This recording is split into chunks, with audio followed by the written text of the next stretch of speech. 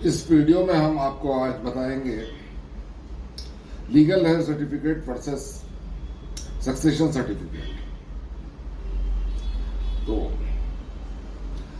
یہ legal heir certificate اور succession certificate کیا ہے اور یہ کب لینا ضروری ہو جاتا ہے اور اس کا طریقہ کار کیا ہے اور کورٹ فیس کتنی ادا کرنا پڑتا ہے، اس تعلق سے ہم آپ کو اس ویڈیو میں بتائیں گے اور آپ پورا ویڈیو دیکھتے رہیے. لیگل ہیئر سرٹیفکیٹ جو ہوتا ہے آج کل فیملی ممبر سرٹیفکیٹ کے نام سے تحصیلدار کو اختیارات ہیں، اور یہ سرٹیفکیٹ صرف گورنمنٹ امپلائیز کو جاری کیا جاتا ہے یا پھر گورنمنٹ پینشنرز کو ہی دیا جاتا ہے، اور اس کا لمیٹڈ پرپز ہوتا ہے کہ جو مرحوم ہے اس کے ورثہ کو بینک سے رقم کو وڈرا کرنے کا اختیار، اور پھر جو ڈپارٹمنٹ سے مرحوم کی رقم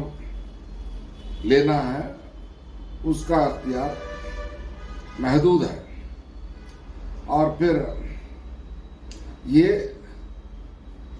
خانگی ملازموں کو یا بے روزگاروں کو یا دیگر پیشے سے وابستہ افراد کو جاری نہیں کیا جاتا. یہ صرف گورنمنٹ امپلائیز کے لیے ہی ہے جو تحصیلدار فیملی ممبر سرٹیفکیٹ کے نام سے لیگل ہیئر سرٹیفکیٹ جاری کرتا ہے. اب رہی بات سکسیشن سرٹیفکیٹ کی، تو جو لوگ ملازم سرکار نہیں ہیں اور جائیداد چھوڑ کر مر جاتے ہیں اور بینکوں میں رقم رہتی ہے، نامینیشن نہیں کرتے، تو ان کے لیے ضروری ہے کہ سکسیشن سرٹیفکیٹ کو حاصل کریں.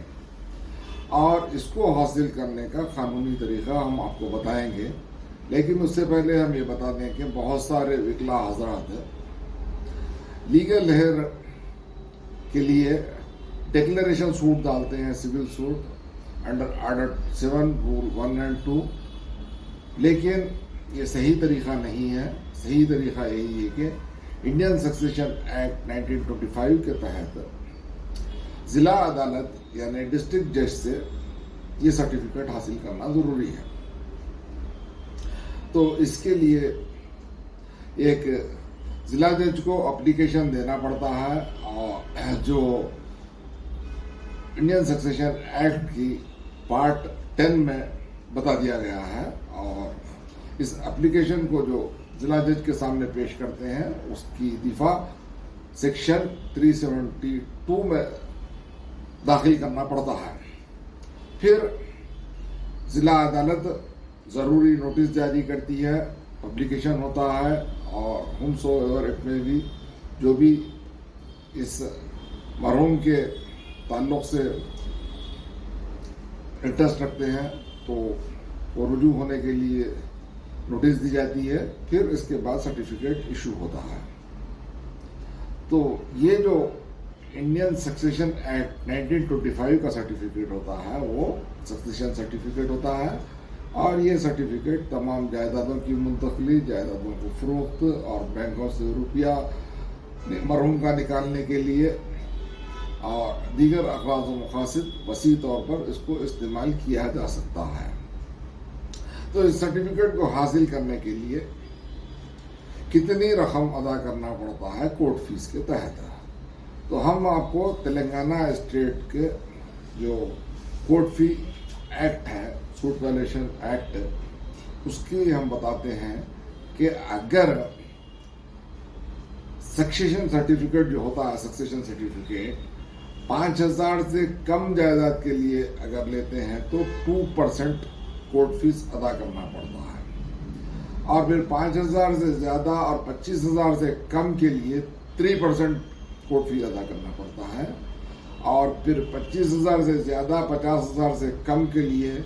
4% کورٹ فی ادا کرنا پڑتا ہے. پھر